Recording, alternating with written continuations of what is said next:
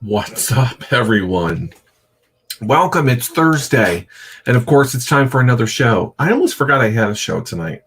So it's a good thing I have people that remind me. So otherwise, I'd be in bed right now. So welcome. Like I said, it's Thursday, and we do have a guest tonight. So who I'm actually eager to talk to. So, and I think you'll find it very, what's the word? Informational? It's about education. You can't get no worse than that. So, yeah. And there she is. Welcome. Oh, you're watching. Oh, all right. Most people chime in early on the whole video side. So, but the chat room, that's fine too. So, welcome. We are live. We are live on Facebook. And I also like to remind people that we're also live on YouTube as well. So you have two places to watch the show, and of course it gets shared everywhere and a whole bunch of people watch it, so that's another good thing. There's a couple of things that I had to tell you guys, but I'm forgetting, so it will come to me. So welcome. Hello to my aunt. Welcome.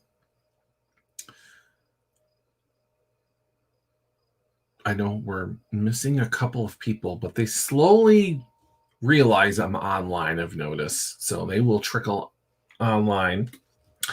And so, yeah. How's everyone doing? I hope everyone is well. I'm doing okay. So I am tired. I have been up since 3 o'clock this morning. So it's kind of different because I'm kind of filling in for my manager. So she's on vacation until she comes back on Monday. So it would have been, a week? A little more than a week. So I've been waking up at 3 o'clock every morning, Monday through Friday. Yeah, it's kicking my butt. So I'm not used to this like I was back in the day. But anyways, that's what I have been doing. So what's everyone been up to? Let me know what you've been doing. I'm surprised I don't have more people. What's happening here? Everyone should know that I'm on. It's Thursday. Nothing has changed. So I'm always tagging people in these shows, I've noticed. And I shouldn't have to tag anyone. They should already know that my show is live. And it's always my two sisters. Always. So I'm just sending them messages, letting them know that I am now live so that way they can join. Yeah, it's still just the two of you, my aunt, and of course Wendy, who's going to be talking to us pretty soon. So I can't wait. But I'm missing quite a few people, so I'm very surprised. But anyways, I'm going to keep going. So there is a show tomorrow. This is weird for me because normally I know who's coming on. I know the background information. I know what they're going to be talking about, but tomorrow's guest, I really don't know anything about the guest, just a name. So it's going to be interesting. So if everyone remembers, I spoke with Larry Jorgensen, who is the author of The Coca-Cola Trail, The History and Places of Coca-Cola. He has a friend who he kind of said, hey, maybe you should go on this show. I had a really good time. That's what his email said anyways. But then he emailed me and said, I have this friend. They cook, and I know he's a chef. So obviously tomorrow will be about food. So yeah, it's going to be interesting to say the least. So yeah. The weekend is almost here, and I can't wait because I'm going away on Saturday. I'm doing something. I'm going somewhere where I've never been. So for those of you who do not know, I do live in Massachusetts, Western Massachusetts. So I'm very close to New York and Vermont and Connecticut. So I'm going to be going to Lake George this Saturday for the first time. So I'm kind of excited because I know I'm going to be wasting money. I'm always wasting money. But on good stuff, clothes. So I'm going to do some shopping and some sightseeing and everything else. There she is. So yeah, it's going to be interesting to say the least. So if you are watching, don't forget to like and share this video. Other people obviously need to watch this and get educated and have some fun and learn something. So yeah. There was something else. Welcome. My sister Kayla is finally here. I loved Lake George. You're going to have so much fun. Kayla, the only thing okay, I'll be honest. The only reason why I'm going is because there's outlets there and they have a Michael Kors store and I want to waste money. So I need some clothes. Even though I really don't need the clothes, I want to buy some clothes for some odd reason. So I had a blast at the Rentham outlets, which is near Boston. It's not that far. And Lake George is not that far from me either. So we're talking an hour 30 tops to get there. So it's not going to be a bad day whatsoever. So, but I do want to see the water. I do want to experience, the main street and the shops and everything else. So, I'm pretty sure I'm going to have a good time. So, yeah. Kayla, yes. Clothes. Yes. I can't stop buying clothes. So it's horrible, bad habits. I know everyone has their bad habits. Mine is clothes or anything with the initials MK on it. I'm very terrible. I really am. It's terrible. So, but I'm pretty sure I'm not the only one, obviously. So, I am missing my grandmother. Where is she? Normally, she is watching every show. I know that she knows that there's a show today. So,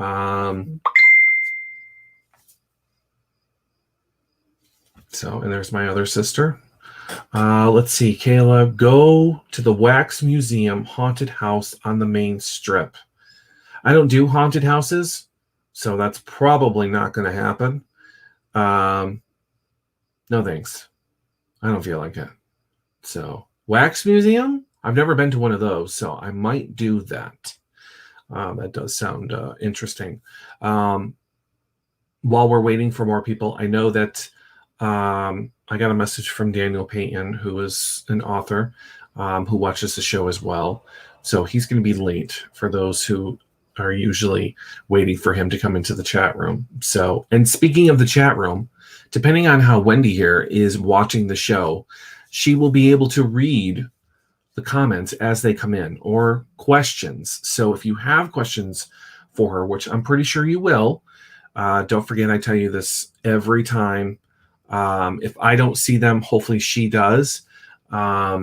And I'll try to get to as many questions as possible. Don't forget, because this is on the internet, the video never goes away.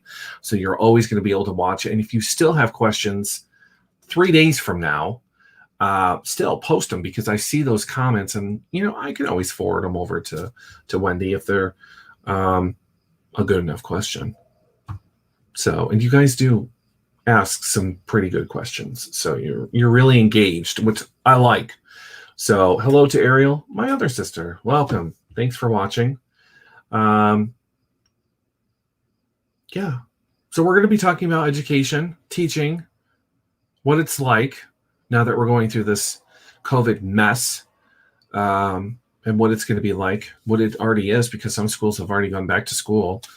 We are waiting. I believe we go back to school here in Massachusetts. Well, here in Western Mass anyways, September 15th, I think they pushed it out to.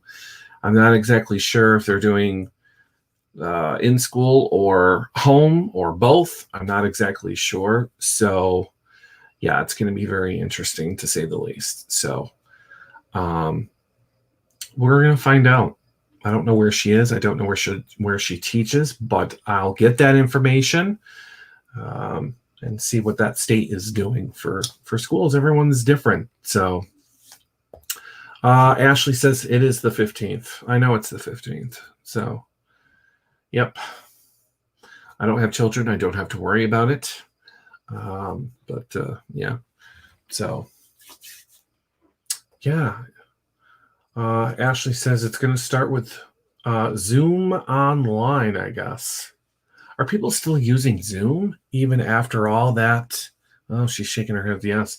I know it's popular, but with all those, people popping in and taking over the, chat or whatever they do. So scary. So I've never used Zoom, so I really don't know. I know it's the same thing as this, but I don't think it's live. I don't think, right? No, I don't think so.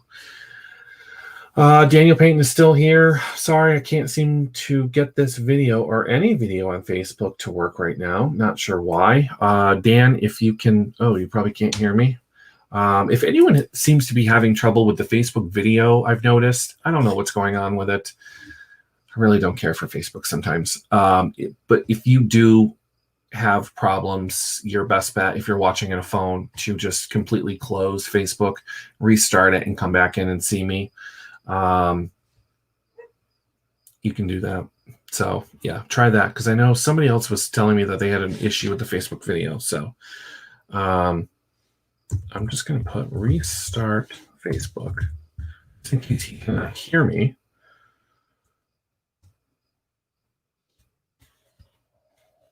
There we go. I don't know if you guys can see what I post on there. I know I can. Let's see, Ariel, the boys start on the 8th. Most of our schools are already in. And that is in Maine, of all places. So she's in Maine. Yeah. So, but we'll talk about it. We'll see what's going on. So what has everyone been doing since the last time I saw you, which was just Monday, because I had to reschedule last Thursday's show, which I felt really bad. So we did it on Monday. And we talked with Barbara. We talked about her book. We talked about food, because she lives on a farm, recipes. So I think that was a good start to this whole food thing that you guys have been wanting, which is interesting. It's different for me because I've never had people on that talk about food. I've only had, I think, one author for a cookbook, and that was like 5 years ago. So... and if anyone's looking for recipes, I do have them, because I still have the book that they sent me, which is pretty interesting. So, yeah. So let me know what you're doing. Do you have any plans this weekend? I've already told you mine, besides working. So let me know. The weekend is here, thank God. The other thing I wanted to point out, the leaves are starting to change here already. And it's only the first week of September. I'm seeing yellow. I'm seeing orange. I haven't seen any reds yet. So I'm very excited because I love fall. I don't know about anybody else where you are, if it's still green, if places are changing. I'm not exactly sure. So... to my aunt, I'm very concerned because my grandmother is not here. The show is not complete without her. Where is she? Maybe my aunt will text her just to see what she's up to in the meantime. So, yeah. If you guys have any other suggestions as to who you want on the show, let me know. I think the only reason why, and I'm glad she did. I'm glad you did, by the way. Send me the email. About history. I know a lot of you like when guests come on and talk about history, whether it's, they wrote a book, or, they teach it or do whatever. I think this is the first time I've ever had a teacher on. Yeah, I know. Thumbs up. I love teachers. Everyone knows that. I love school bus drivers because my mother was one. So, yeah, it's going to be a real treat. I think it's going to be fun. We're talking about school. I mean, can't be that. My aunt says she is having trouble getting on. Uh-oh. Well, I hope she shows up because I know she would be mad if she missed it. I mean, she can watch it afterwards, but I'm pretty sure she can get on. Maybe she's, I don't know. Use the laptop and don't use the um, iPad. So, yeah. But, anyways. All right. I've talked enough. I'm pretty sure I can keep going. So, I'm just going to bring her on and we're going to talk. So, don't forget, if you have those questions, post them. I will make sure that I read them and make sure that she reads them. Right? Right. So you're using a green screen, aren't you? I can tell. Yeah. Yeah. I used to use one. My peeps here, my usual viewers came up with the idea that, maybe I should try something different because now I do it from home. Everyone knows what my house looks like. But I thought it would be a cool idea to use a green screen. And a couple of guests were like, yeah, that's such a cool idea. But during the summer, it's so hot because there's no air conditioning in here and I can't run anything. Otherwise, you wouldn't be able to hear me.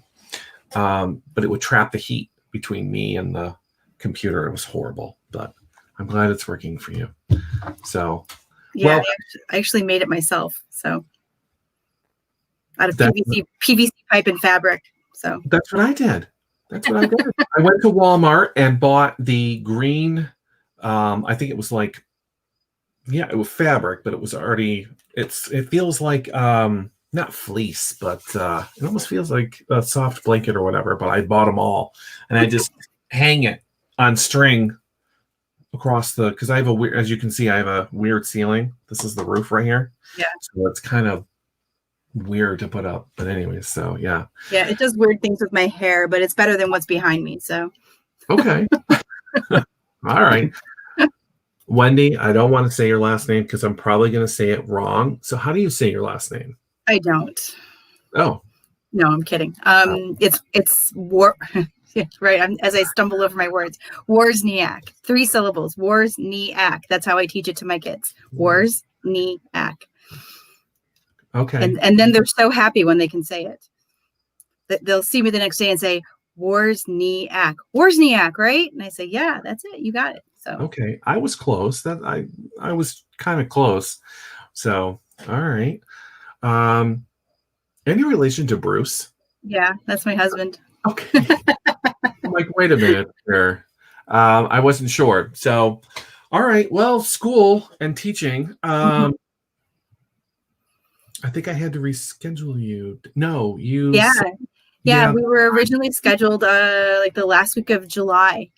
And it actually as you'll come to find out as we get talking, it worked out perfectly that you put me off until the first week of September because my life has changed incredibly in terms of teaching since then. Right. Now, is teaching a full-time thing for you? Are you a substitute? Are you? No, I've been teaching for 30 years. Well, this is my 31st year of teaching. Okay. And as I tell my students, because they're high school students, but they don't do math very well, I've been teaching since I was 7. So, that tells you how old I am. Okay. And it's history, right? Is that what you're teaching? Yeah. I mean, it's not always what I've taught in those 31 years, but it's what I've been teaching for about the last 23 years. Yeah. Okay. And has it always been high school or have you done other grades? My first 4 years of teaching was handicapped preschoolers. Wow. And and that's what I thought I wanted to do. I mean, for my entire life, since I was a little girl, I've always wanted to be a teacher. Mm-hmm. The babysitters would come over and I would sit them down and I would give them worksheets to do. And like, they would be the student and I would be the teacher. And so, it was just a foregone conclusion that that's what I was going to do. And I thought I wanted to teach elementary school. So as I was deciding about going to college, I saw that some colleges you could major in special education. And I thought that if I did a double major in elementary ed and special ed, that would make me a more marketable candidate for a teaching job. So long story short, my first teaching job ended up being in special education as a long-term substitute for somebody who was going on maternity leave. And I loved it. It was so much fun. I was in my 20s, so I had all the energy in the world. And I taught half day, but then I went and I did home visits the other half of the day and taught parents how to teach their children who had various handicapping conditions. And it was just wonderful. But I lived in New York State at the time, near Buffalo, and Governor Pataki. Remember that name? Anyway, they cut back on preschool special education funding, which meant they cut back on jobs. And so where I worked, they basically said they were a they offered educational services to special education kids from K through 12. And so they said, we have a job for you, but it's working in an alternative high school teaching math and health. And I went, I can't teach math and health. I teach little kids. And they said, oh, you're a special ed teacher. You can teach anything. So that's what I did. And about the first half of that year, I went home crying every day because I was just, this is not where I belong. I need to find a new job. And then I eventually figured out that the secret was building relationships with kids. And if the kids, no matter how bad they were, they got them kicked out of their school and end up at our alternative school. If they knew you cared, and if you asked them about what's going on and just had conversations with them, then you could be successful. So I still didn't like teaching math and health, and our history teacher was leaving. So I spoke up and said, since I can teach anything, I think I'd rather teach history. And I've grown to absolutely love history. I've taught every high school history class and some middle school classes. And everybody asks, what do you love teaching the most? And it's such a hard question to answer because my answer is usually whatever I happen to be teaching at the moment. I kind of fall in love with it as I teach it. Although I will say I really like teaching government because it's about current events. And I like teaching psychology, which kind of is like an offshoot of social studies. But I have the most experience teaching world history. So did I go totally off on a tangent or what? Nope. Not at all. No. Yeah. So I love teaching, and I love, I've always said the worst part of teaching is the paperwork and the administrative type stuff. And if you just let me close my door and teach my kids, I am so happy. And we'll get to how that's kind of changed for me now with COVID, but it got to a point a couple of years ago where my husband, Bruce, he's a podcaster also, and we were at PodFest in Orlando. And I go with him, but then I get to sit by the pool and enjoy, just being sort of on vacation. Yeah. Well, he's off attending all the workshops.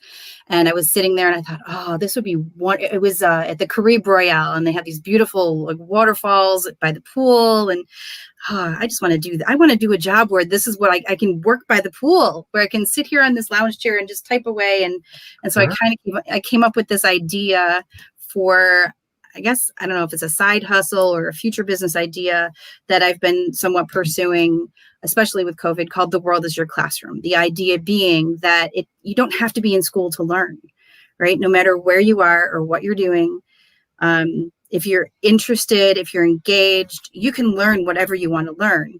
Mm-hmm. And it takes more than Google sometimes. I mean, you can find out answers to questions on Google, but to truly be in the lifelong classroom, you need substance, and you need someone to perhaps guide you. And that's kind of the idea behind The World is Your Classroom. Tutoring, teaching people how to teach, offering support. And when COVID hit, I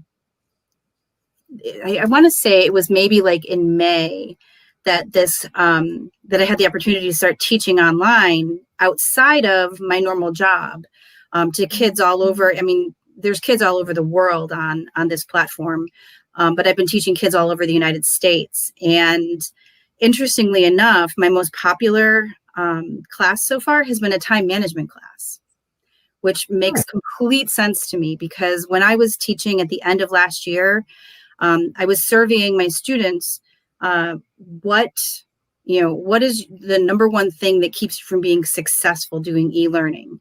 And their answer was procrastination, which to me ties right in that they don't know how to manage their time.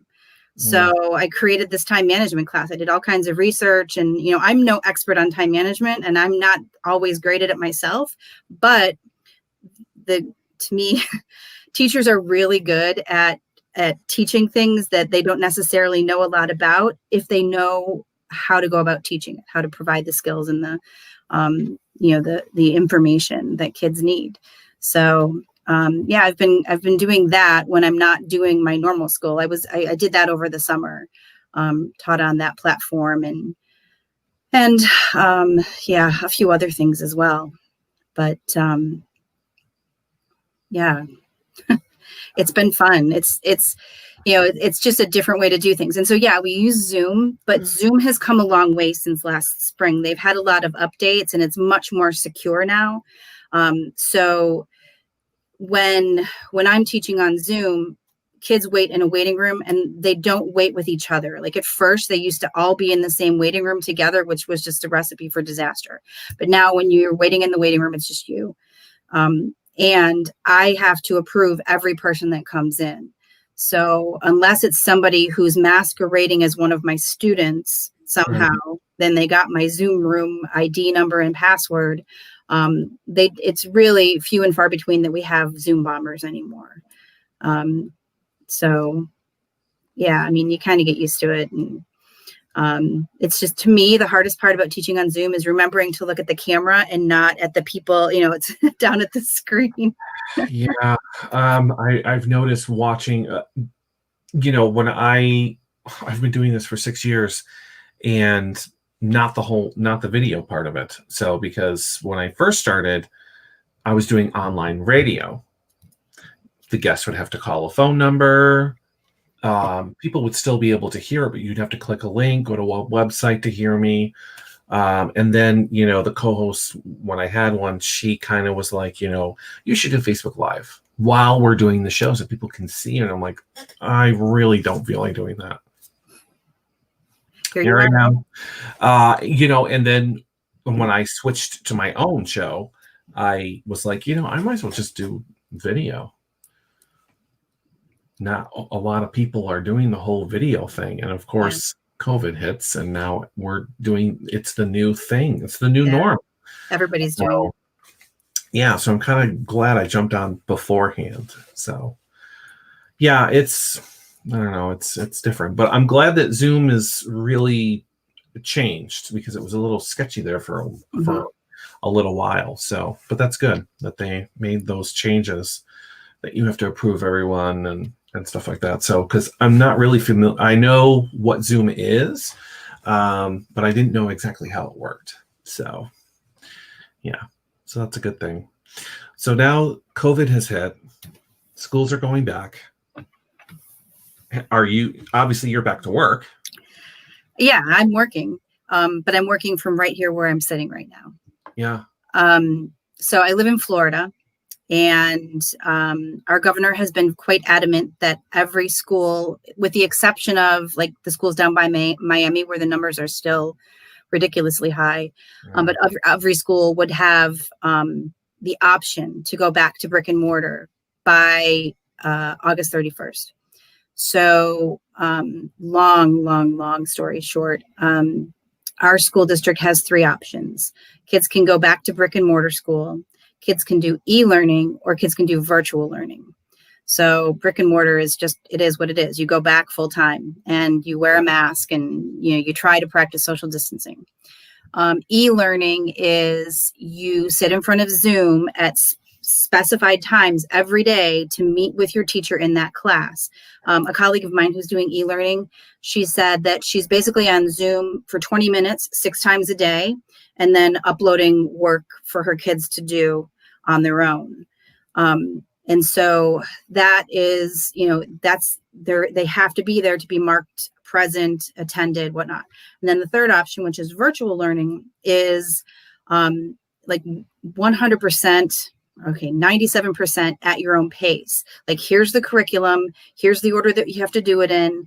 The curriculum is pretty much already predetermined, and that's what I'm doing. I'm a virtual teacher, so I'm helping kids to manage their curriculum. I am grading all of their work, giving them like very specific feedback as to what they're doing. And I teach a live lesson for each class that I teach through virtual once a week. And it's optional because we record it and the kids can watch it later. So it's a work at your own pace kind of thing. Mm-hmm. The students have to have a virtual coach at home, like someone who will vouch for them and help them, because it's a lot of reading more than anything else. They're reading a lot and they have to, I know how kids read, for all the years I've been in the classroom, they don't like to read and they don't retain it very well. So there's someone who has to try to help keep them accountable to that. And it's interesting because work is starting to finally trickle in, and I'm like, oh, you didn't read the directions. And I can't just write, you didn't read the directions. I have to be specific. Like, here's the directions that you did not follow. Thank you for, I have to find something good that they've done. And give them positive feedback. And then I have to try to guide them to, where they need to, where I think they might have been mistaken. And I might say, let's hop on Zoom and I can share my screen with you and show you what you need to do. So it's completely different, but I'm really enjoying it. I like working on the computer. I like, I don't know. It's different. I might come to a point where I miss being in the classroom, but I definitely am glad I'm not in the classroom right now. I don't envy my colleagues who, some of them are actually like doing a combination, some brick and mortar, some e-learning, or doing e-learning and brick and mortar at the same time. Like, they're on camera, but they also have kids in the classroom, which is just nuts. Because it's two different kinds of learning. Your kids and e-learning are working on the computer. Your kids in the classroom probably don't have computers. They're probably looking at textbooks and writing on paper. And so, like, that juggling, I'm so grateful that that this job just absolutely, well, I don't want to say it fell in my lap. I sort of orchestrated getting it, but I saw way back in June, I said, they're going to start hiring in the virtual school. They're going to start hiring teachers like crazy in a few months. And I'm going to start planting the seed. I'm going to put my name out there. I'm going to say I'm interested. I'm going to start doing all kinds of, like, I did webinars and in-services all over the summer to learn what I needed to learn to be good at virtual teaching. So, the world was my classroom and I took advantage of it. So this is not your normal school or something? So you were hired to just start the school year. You're pretty much a new teacher to doing this, right? For whatever school it is. Well, it's actually, okay, so I work in Hillsborough County in near Tampa, Florida, Tampa, Florida is part of Hillsborough County. And this is actually Hillsborough Virtual School. It's still part of our school district. So okay. I stayed within the same school district, just that I moved from what they consider one school to another. Okay. I transferred from one school to another school. I'm still teaching social studies. I'm still working the same days and more or less hours that teachers, in the school or e-learning are working. So yeah, I mean, it was a nice opportunity to be able to do that. And they hired, Hillsborough Virtual last year taught about 300 full-time students. And this year they're teaching 3,000. So wow. Yeah, it's been a little bit crazy and chaotic getting started with all of that. But yeah, so I have very flexible hours. I need to work 8 hours a day between 8 and 8. Like, so in those 12 hours, I pick the 8 hours that I work, which gives me time to work on The World is Your Classroom. I have the website that I've developed. So everything I do, my social media, my the outschool classes that I teach. Mm-hmm. I also have resources that I create for teachers through a website called Teachers Pay Teachers. So the link to that is on there. So, I get to chip away at that while I'm still putting in my 8+ hours for Hillsborough Virtual. Any time for yourself? It just seems like you're busy. You're doing so many things. Yes. Today at, I think it was 5:30, I said, okay, I'm getting up. I'm going to go make some dinner, sit downstairs for a while, just relax, play Words with Friends on my phone, whatever, just because I have to walk away. I have to, I do try to walk a few times a week. And, there's at some point in time where I need to, work on my own self-care, I guess. So I learned how to do my nails with the pandemic. That's my guilty pleasure. Yours is shopping. Mine is fingernails. I do those myself now because for the longest time I couldn't get to a nail salon. So Very nice, very nice. Yeah, I do ask. So now I don't have to ask that question because I ask every guest because we are staying home more. At one point, we were told to stay home. mhm. I had to quarantine for 2 weeks from my job because I was working in customer service and I didn't feel safe because I'm working at I guess you can call it a department store. Not sure what to label that store. But anyways, I was getting a little uncomfortable. And that's the start of the whole, like all these jobs are telling people to go home. If you want to quarantine for 2 weeks, you can. Unfortunately, you're not getting paid. But if you want to take time, go ahead. So I took the 2 weeks.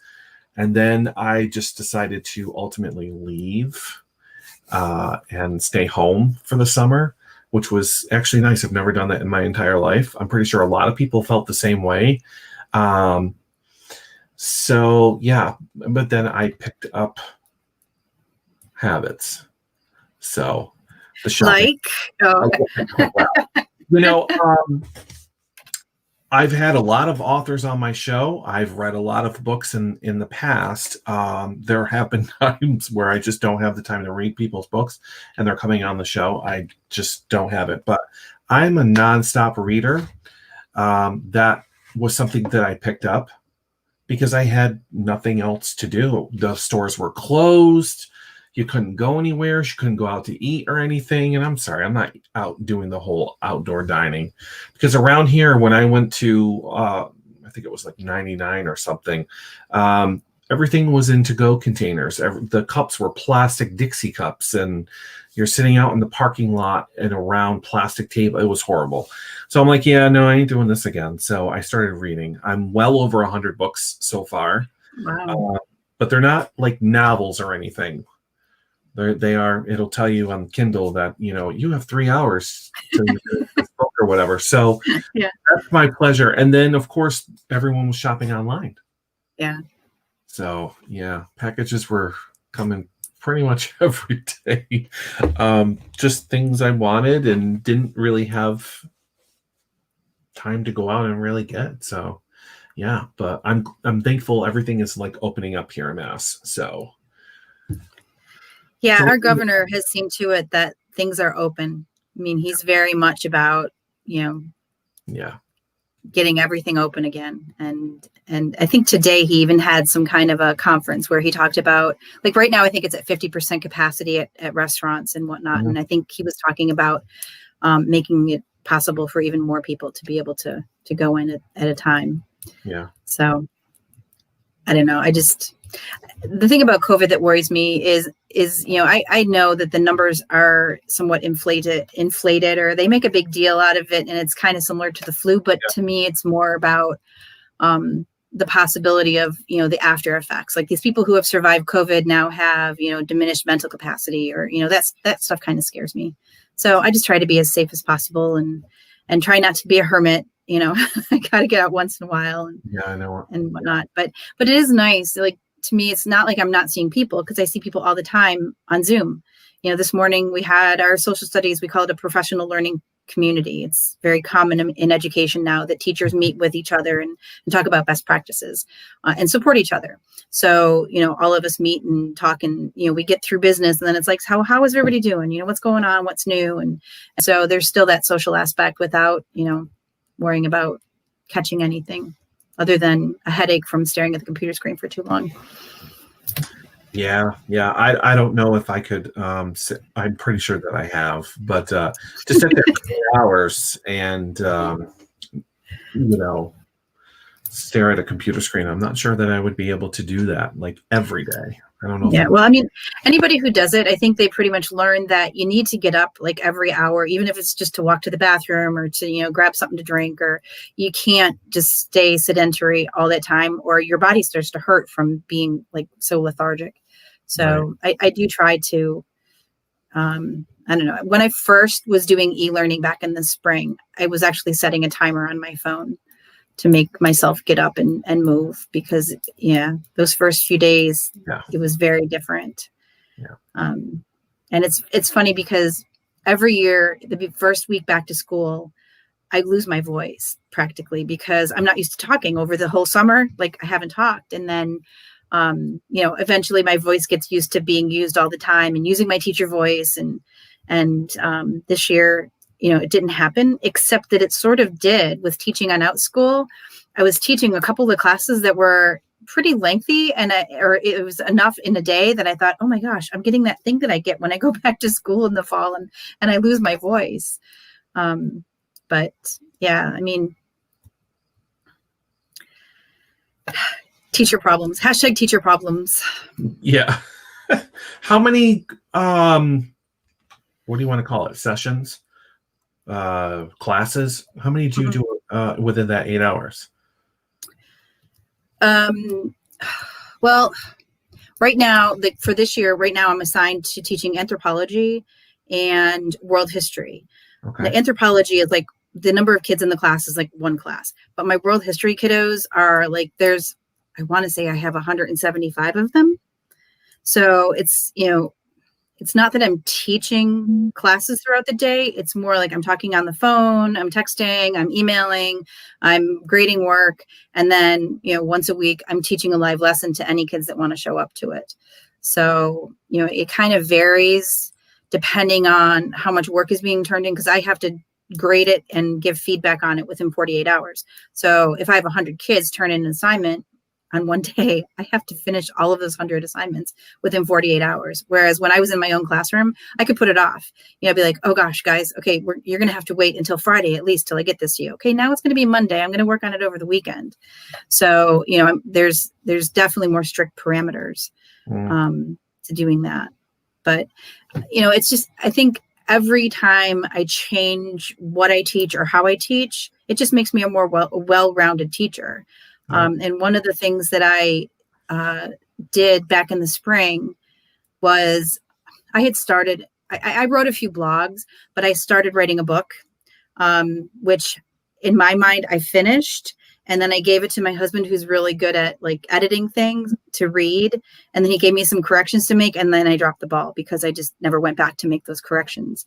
But I would love to get that book finished. And it's all about I've been in the classroom for 30 years, and it's not necessarily how to teach, but how to run your classroom so that you can be an effective teacher. Like all these little nuances, all these little things that I don't even think about doing because they just come so naturally.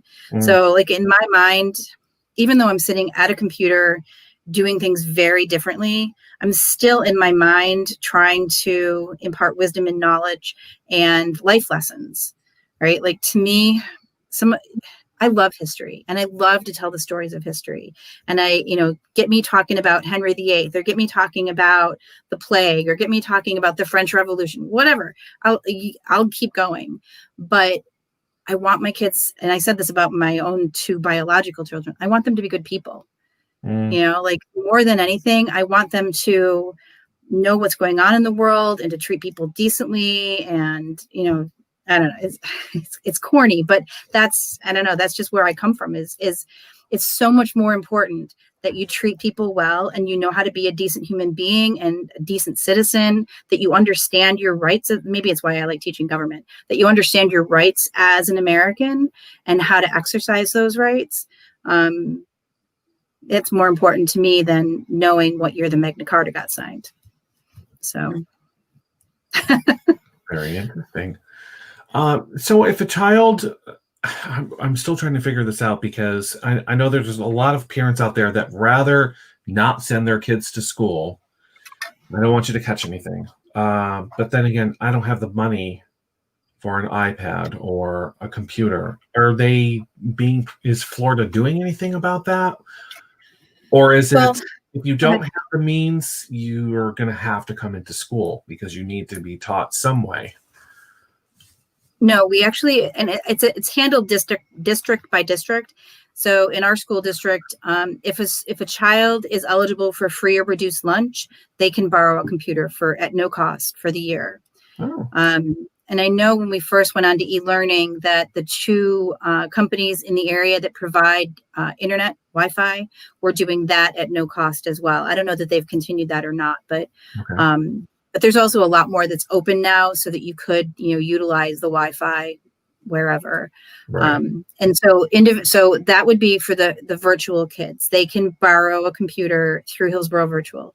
If they're doing e-learning, it's kind of up to the individual schools and how many of the computers they have available. So, the problem now is that schools are willing to buy more computers, but there's like a major shortage of computers right now, as I'm sure you can imagine. Yeah. So there, I don't know what it is, but there seems to be a shortage of everything. So, not toilet paper anymore, though. There's plenty of toilet paper. I notice it's not the toilet paper anymore. I don't know, if they've picked up production, but cleaning supplies is still a no. So I don't know how it is in Florida, but out here I don't even know what Lysol is anymore. So I know. I don't see it. The coin shortage. The coin shortage. What does that even mean? Believe it or not, I work for a gas station. So I work with the general public, and I'm the assistant manager there. And it's a new gas station. It's the type where, I don't know if Florida does this, but you have the grocery store, and then the grocery store owns gas stations so that you can use your loyalty card to get money off of gas. So it's kind of like that. Mm-hmm. The coin shortage is real, and people were not believing it. So when I called to, order money, coin anyways, I was being told no, because apparently wherever it's being made or where they keep it or whatever, they're also sending employees home, or they're getting sick, or they're in the hospital. So it was affecting everything right down to the penny, pretty much.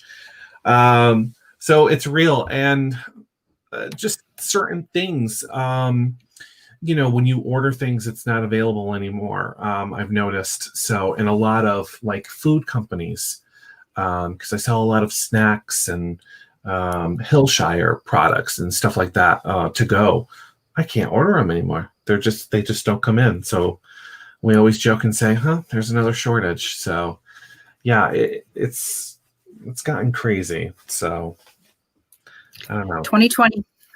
Yeah, this is the worst year ever. I swear. It really is. Nothing will surprise me anymore. No. The funny thing is I remember last year in like January, February, there was the fires in Australia. And then like on Fridays, I always would do a current event, like 10 minutes of current events with my students. And so we would watch, CNN has a show called CNN 10, and it's 10 minutes of news that's geared towards middle and high school students. And they do it every day of the week, every Monday through Friday. But I would show it on Fridays. And so we were watching it on one Friday, and they were talking about all the locusts that were in Africa and India and what they were doing to deal with the locusts. And then, they started to talk about this Chinese virus, this COVID in China. And I thought, oh my gosh, I'm like, this is biblical. They're like, huh? My 15-year-old kids, huh? I'm like, no, this is biblical. You don't understand. Like, these things are things that happened in the Bible. I'm like, look out. And they're like, huh? Are you teaching Christianity? I'm like, no, I'm not teaching. No, I'm just referencing documents in a history class. Yeah. But yeah, it's just been nuts. I saw today that Denver, Colorado, I think it's Sunday, they're supposed to be 100 degrees, and then Tuesday they're supposed to have snow. The weather has changed as well. Yeah. Yeah, it has. They said that it was pretty much correcting itself, because there was a point in time where nobody was on the roads. Everyone was staying home. Gas was like falling. I'm surprised it didn't go below $1. I swear, because it came close in Florida. It came really close. Out here, nobody was driving. I think gas went down to what, $1.30, $1.40. I mean, right now I'm at $1.99. So, and in some places it's $2.15, but it's not above that. So, but they said, because there was less people on the road, everything was trying to correct itself. So the weather was a little bit, it's been weird. The weather's been weird. So I'm telling you, 2020 is it will go down in history as the worst year ever. So, And for anybody out there who has kids, this is the time, like, tell them, remember this stuff, write it down. Their kids are going to ask about this someday. What was it like in 2020? Oh my gosh, what was it like with that pandemic thing?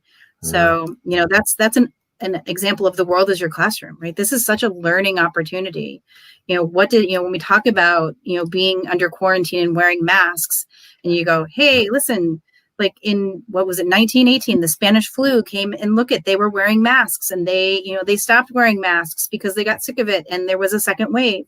So, all this stuff is, this is where I got the name of the world is your classroom from, is like every time you turn around, it feels like there's just another learning moment, a chance to learn, an opportunity to really capitalize on that. So yeah. What did I see? Somebody wrote, Amber says, treat others as you would want to be treated. I was always taught that was like that was my only rule in my class.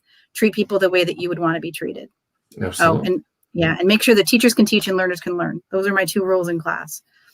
But yeah, I mean, nobody likes mean people, so don't be mean. Which apparently is pretty hard not to do. It seems I know that COVID is making people different. Let's just put it that way. Yeah. So everyone is either has an attitude, they're snapping at somebody. And, I think this whole COVID thing just makes everything worse. So the whole mask thing, the whole election thing, just everything. It's just made this whole year. And I'm hoping that we only need to look back at 2020. I hope that this is not going to seep into 2021 and keep going. Well, we need to, at some point, it needs to go away. So. Well, it does, but at the same time, like in history, we learn from our mistakes, and I think that 2020 could potentially be seen as one of those turning points in history. Like,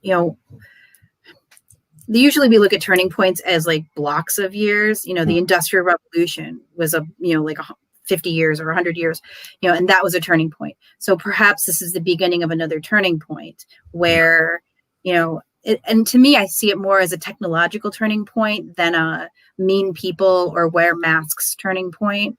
I do see people using technology more. Amber also asked, how do I see the history class of the future? I kind of envisioned this at some point in time when the pandemic first hit and we started e-learning. I said, you watch, the way that we deliver and consume education is going to change. Mm-hmm. There's been a push for a long time from a lot of really smart people in the world of education about how we are teaching. I forget the analogy about teaching a fish to climb a tree, right? Like, that we're teaching kids in the factory method of education, like everybody comes in, gets the same thing and gets, spit back out. And that works for some, but it doesn't work for all kids. And so, we even did away with, I want to say it was in the 90s that we did away with vocational education with No Child Left Behind, saying that every kid now needs to take 4 years of English and 4 years of math and 3 years of science. And, they have to have rigorous curriculum. And I'm not against a rigorous curriculum, but I am against not allowing kids to pursue things that they are interested in and care about. Why can't a kid come into world history and learn like the big concepts of history, the big ideas like revolution, and then go and learn about a revolution on their own? I shouldn't have to stand in front of the room and teach face to face the same thing to every kid. I should be able to say, all right, why don't you go and you find out about this, and I'll guide you in the right direction or give you the resources you need. But, it's inquiry-based learning, right? Kids are learning based on what they're inquiring into.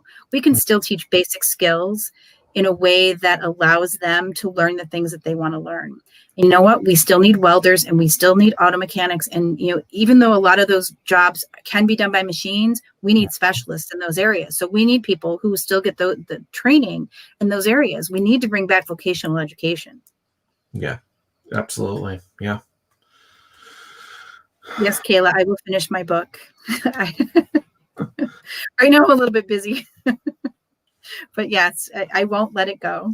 Yeah. So go to theworldisyourclassroom.net and you can read a little. I think there's a couple of little blogs on there that you can read, some of what I've already written. But once, I do try to put everything out on my Facebook and my Instagram and my Twitter when it happens. So you can go to worldisyourclassroom.net and find my socials on there. But they are trying to change our history. That's okay. So Amber, good point. There's revisionist history. There's people who want to guide how we learn history. I have one of my favorite books is a book called Lies My Teacher Told Me, which is all about how textbooks, especially 10 or 15 years ago and before that, were written from a very winners get to write what happens, winners get to write the history books kind of perspective.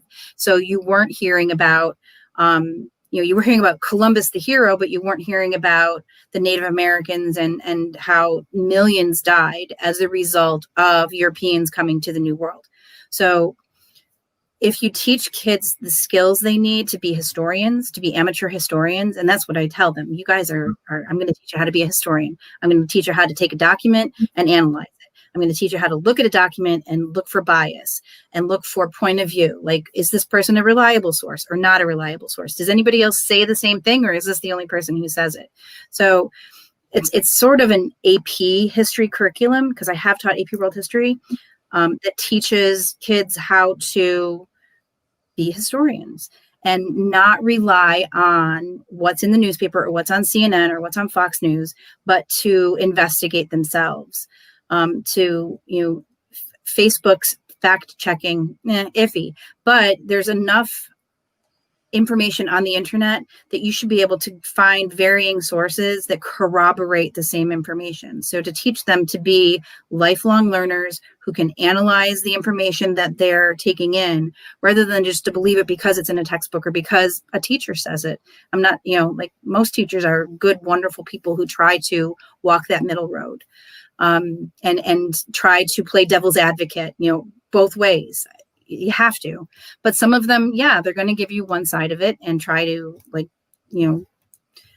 influence young minds. But the best thing we can do as adults, not just as teachers, is, to teach kids to be lifelong learners and to be critical thinkers. Very important. Very important. I see Bruce has put your website up there for everyone to see. Thanks, Bruce. Anybody else? If anyone else has questions, ask now. The 31 years is obviously your stuff. So I would. But I'm still learning every day because the world is my classroom. Sure. Oh yeah, anybody can learn something new every day. So I've always said that about people. But what would happen if? What would have happened if you wanted to be something else? What would you want to be if you didn't think about being a teacher? There was one point in time in college when I was taking education courses where I had this doubt, oh my gosh, maybe I don't want to be a teacher. And I went and talked to one of those college counselors, and they didn't have any good, they had me take those silly tests. And I'm like, you know what? I'm just going to stay with teaching.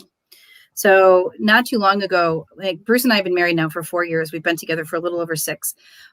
So there was a major national event that he was going to as part of his business, where he would have the opportunity to interview. I think the first year was 26 people. I'm like, I got to go with you and I need to help you, because that's more than one person can handle over the course of 4 days. So I helped him with booking and, contacting these people, setting up the interviews, booking them. Eventually got to the point where I would write the talking notes for him. I love doing that stuff.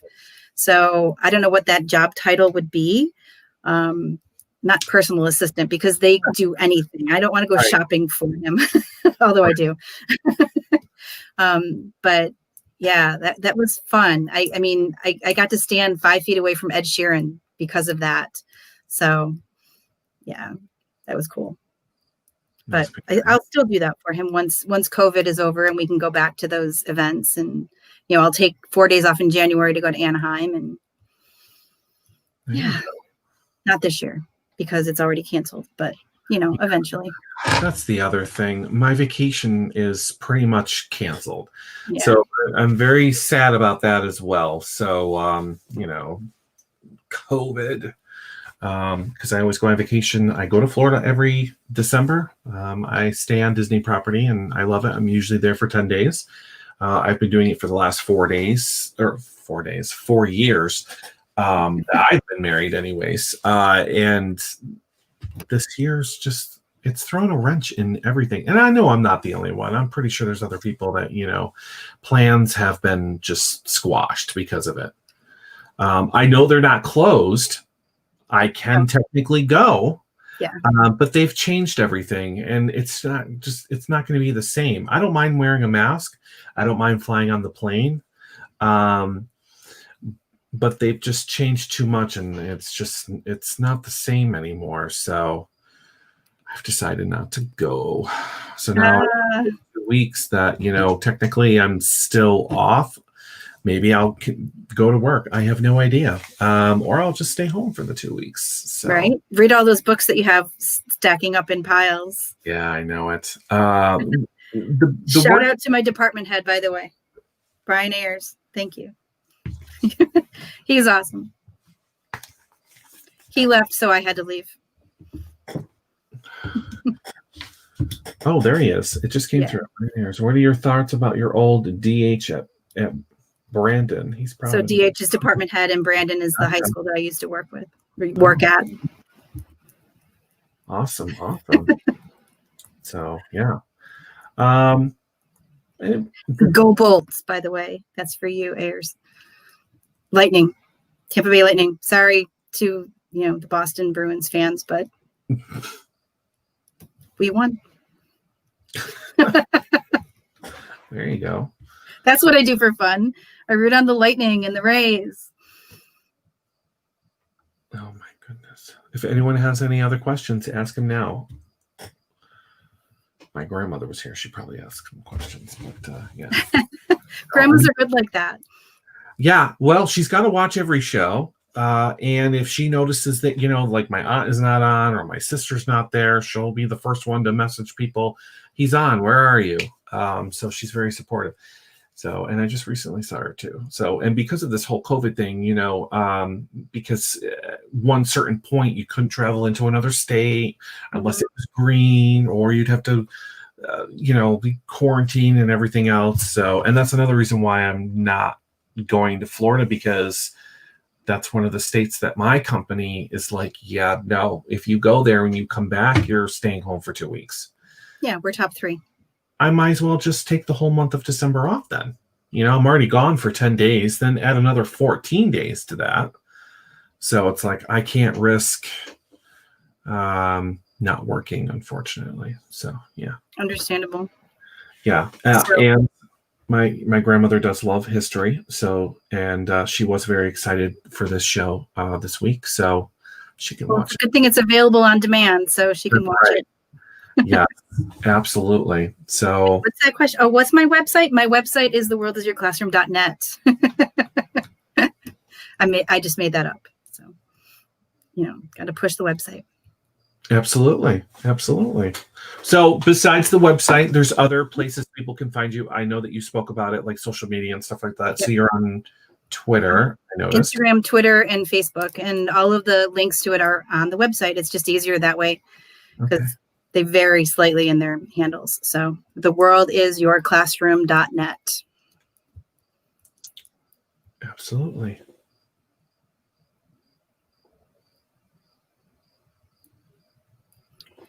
I'm not sure what is that? If she has a choice in the future of classroom or from home. I think she means if she has a choice.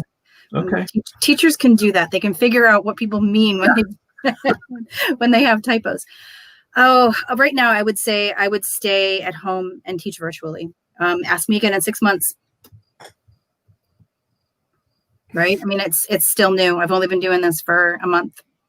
So I understand it's nice. I mean, my partner, he works from home. I prefer it that way, even though he has his own office because he works for our local health system.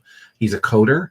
I could never do any of that computer stuff, but I'm glad that he's able to, do that from home and whatever else. But when I had taken the summer off and, like everyone else, yes, I was sitting here collecting that check every Wednesday, like everyone else for a pandemic,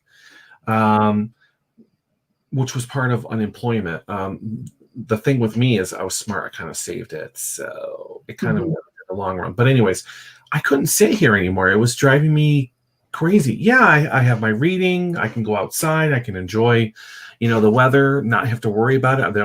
There's nothing to do otherwise, but I was going stir crazy. So hopefully you don't get crazy. I think, I don't know. First also works from home and we still like each other a whole lot. So. Well, that's a good thing. That's always a good thing.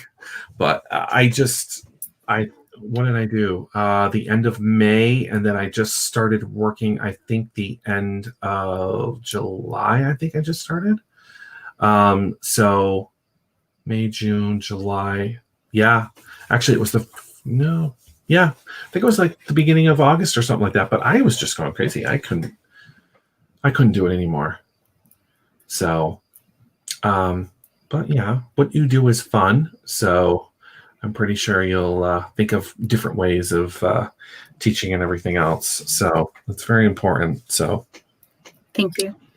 Yeah, absolutely. So do you think you'll ever see the inside of a classroom? Will you ever decide, if they come up with these strict rules or they've changed the way, they're dealing with COVID or anything? Slight chance, a possibility.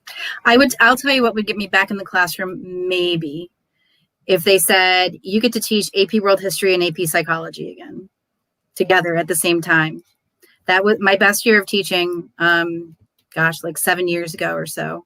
It was that's all I taught was like advanced placement, college level world history, college level psychology. The kids were awesome. They wanted to learn. They did their work. They were fun. I had like almost no behavior problems. That was an amazing year. So it would have to be something like that. Or if they had to cut back in the virtual program and said, you have to go back to school, then of course, a job's a job. So right, absolutely.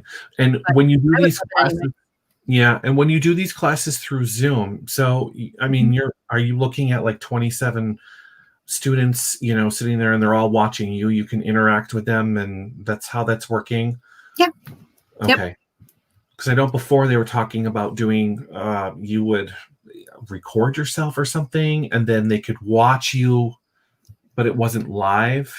Yeah, I did that with e-learning. I would record short little videos that would go along with my PowerPoints, almost as though I was teaching it, because we didn't have a real good handle on scheduling, and you couldn't expect every kid to be there at the same time because we didn't have set schedules. So I would just record it and put it up there, and then they would have some kind of like note-taking or worksheet or whatever that would go along with the video. And it was adequate, but it was, it's better if you can do it in person because, then you have questions, you can answer, you can go off on tangents, which tangents are really great sometimes because, they're great learning opportunities. So, I would do that. I don't know. I like doing it by Zoom better than making the video because I would make the videos and go, oh my gosh, that was horrible. I mean, and I would edit them and take out like whatever problems, but it was still like, oh, if I was a kid, I would be so bored by that. Right.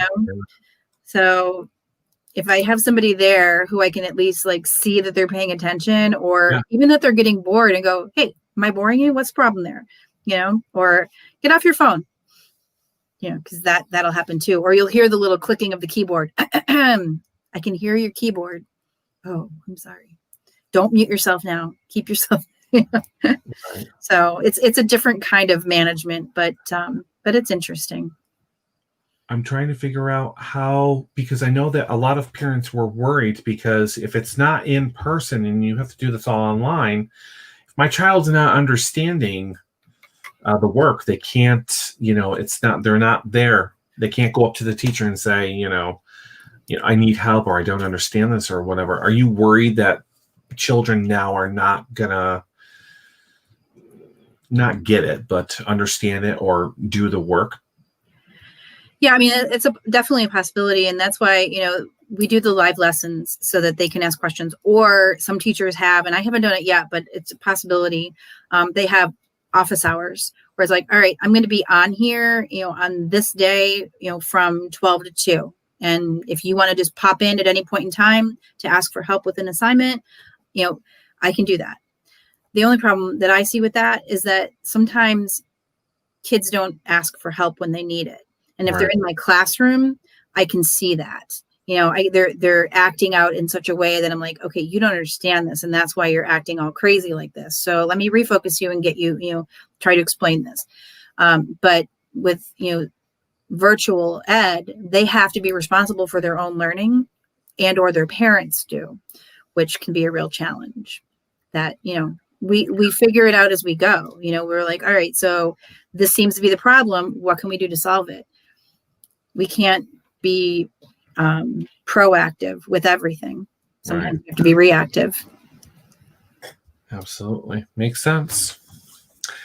I think that's why we just need to, I don't know, but teachers just, I'm pretty sure you'll find a way to make it interesting to keep their attention, because they're at home. So they can just, I don't really have to pay attention. They got all their own stuff around them. So hopefully they can pay attention and learn something. So can parents obviously reach out to you, or do they have to go through, I don't know if parent-teacher conferences even still happen. They happen virtually. Yeah, unfortunately, I think that's the way it's going to have to be. Yeah. Yeah. So I have a Google number, which, they can text me or call me on. I also have a scheduler where they can go on my scheduler, and I have like set times in there. So if a kid needs help, he can like go on and say, okay, tomorrow I can schedule a help call or a help Zoom call with Mrs. Wawrzyniak at 10 o'clock. And she'll get on Zoom with me and she'll walk me through it. So I really encourage them to do that. That's a pretty cool idea. Was that your idea? No. Eventually I would have come up with it on my own, I'm sure, but somebody else who had already been doing virtual, that's kind of like all the teachers in our virtual school have schedulers, and kids can either schedule a help call or I'm trying to remember what the other, they have to, before they take a test, they have to have a discussion with their teacher. It's called a discussion-based assessment. So I ask them questions that I know they need to know before they take the test. And basically it tells me, have you learned what you need to learn before you go and take this test? Because I don't want you bombing the test. And it holds them accountable to make sure that they have learned what they need to learn. And if they don't know the answers, I tell them, okay, so go back and study this, that, and the other thing, and then schedule a time with me for tomorrow and we'll have another talk. So yeah, I mean, we do what we can to help keep them accountable for sure. Because so many students are of that mentality that they just want to do the work. Where's the worksheet? I just want the grade, and we need to change that mindset to, you're here to learn. It's not about a grade. It's about learning these facts or these pieces of information, or learning how to analyze a document. Right. I don't think I could do what you do. So kudos to you. Again, I don't think I could. Just busy. I thought I was busy. But I mean, along with Bruce, I'm pretty sure is very busy with, podcasting and everything else. I know how it can be. So, but to do all that and all on the computer at the same time is just, you have the luxury of sitting at home. Yeah. But, my wardrobe has changed significantly. Well, at least from the waist down. I wear shorts every day now, Yeah, absolutely. I had a guest that was saying that's the only positive thing. He goes, I don't mind doing these video interviews because you're only going to see from, here down. You have no idea what's going on. I'm like, I don't think I really want to know, but right. It's true. We've gotten a little relaxed. So, and it's nice to interact. Some guests have said, I haven't spoke to anyone in 2 weeks. since my last interview. So it's nice to have this interaction, I think, with like the outside world. Yeah. So it's pretty cool. Technology, I tell you, we all hate it, but now we all love it. Yeah. Well, we can't live without it, and sometimes we can't live with it. So when it wants to work. Yeah, exactly. Yeah, absolutely. So your website again is? theworldisyourclassroom.net. Perfect. So, and again, everyone can find that on Twitter and Instagram, Facebook, right? Page? Yep. Okay. I've noticed. Yeah. So, all right. Pretty awesome. So, if anyone has any questions after the show, just still submit them and I'll make sure that she gets them. Yeah. So, and my last question, I really don't have to ask because you've already answered it, which is you have started doing your nails. So that's your little pleasure, COVID pleasure. Yeah. Mine is reading and, of course, wasting money on clothes, but what else are you gonna do, right? You can't take it with you. So I thank you for coming on.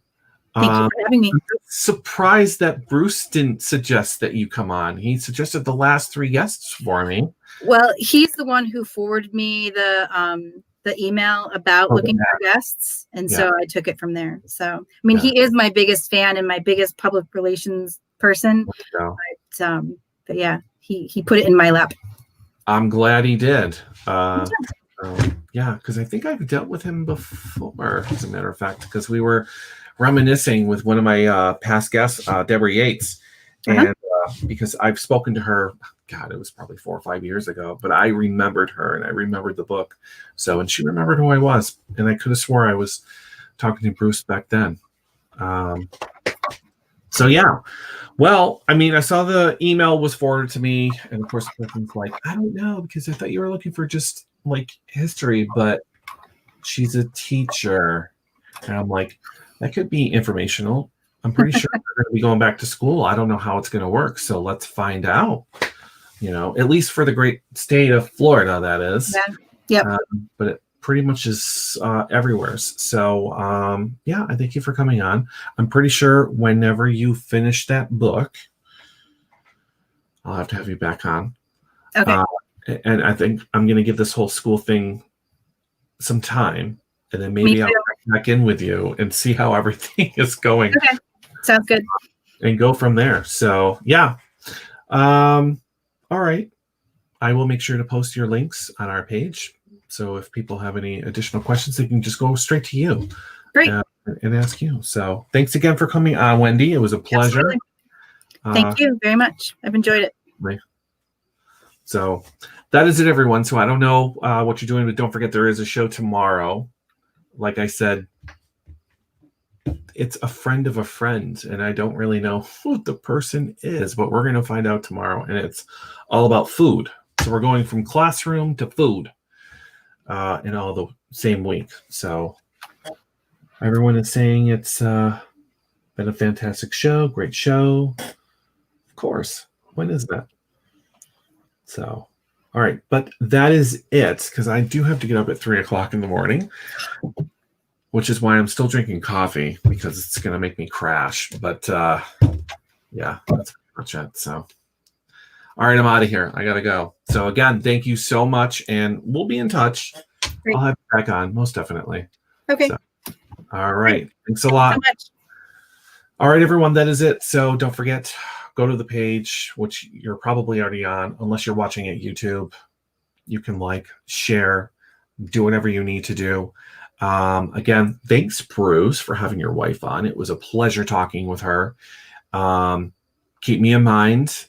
I'll probably check in with Wendy probably down the road to see how school's going, and if anything's changing, so that way we can. Why am I tilted down this whole time? I'm tilted down. And go from there. And hopefully she has time to finish this book. I'm very interested to find out what this book is going to be about. So Daniel Payne, I'm sorry that you're not able to watch the show along with my grandmother, but I'm pretty sure that you can watch it afterwards. So I apologize that it's not working for some people. I really don't like YouTube or Facebook, but I use it. So if I could find another place that's easy for you guys to communicate and watch at the same time, then I'm all for it. But unfortunately, Facebook is the way to go. So, oh, that's what I wanted to mention. So I'm in talks with Daniel Payne. Everybody knows Daniel Payne. He's written all these fantastic, wonderful books. He's been on the show countless times. He's got his own show on Facebook now, which is going very well, I might add. I'm very proud of him. So check him out every Monday and Friday, unless he states otherwise. He has them at 9 o'clock p.m. Eastern Standard Time right here on his author page on Facebook. But I need to talk with him. So I think we're going to do a special show at some point. I'm not exactly sure when, so I will keep everyone updated because he's redoing The Winter Wizard. So, and that is a book that's besides Earth's Last Starship that has me in it. I feel connected more to The Winter Wizard because it was the first one. But he's reintroducing it. So there's going to be a new cover to it and changes and a little bit more of editing. So I wanted to get the scoop, the lowdown, the dirty talk about what's going on with this book and what he plans on doing. So I'll keep everyone in the loop. For now, go to bed. I'm going to bed. I'm tired. And I will see you tomorrow at 8 o'clock. And we're going to talk to a chef. I don't know any more than that. So I will get more information. I will post the show so that everyone knows about it. And we'll go from there. And then after that, everyone can have a fantastic weekend. So I know I will. Goodbye. Good night. Thank you for watching. Like and share. Hearts, likes, do whatever you want to do. And that's it. I wish I could talk more, but I can't. Maybe Friday I'll talk more. So thanks to my aunt and sisters, all of my sisters who are watching. Heather, Ariel, Kayla, Ashley. That's all but one. So yeah, Teresa. Hi, Teresa. Thanks for coming in and listening. So don't forget to catch me tomorrow. Yeah, that's pretty much it. You know me. I could keep talking. I'm tired. But I won't keep anybody any longer. So, all right, that is it. Thanks for watching. And again, Wendy, thank you for coming on. Thank you for what you do. I love teachers. I really do. So they are very special people. And Bruce, it's your wife. So fantastic. All right, that's it. I got to go. And I'll talk to you tomorrow. Goodbye.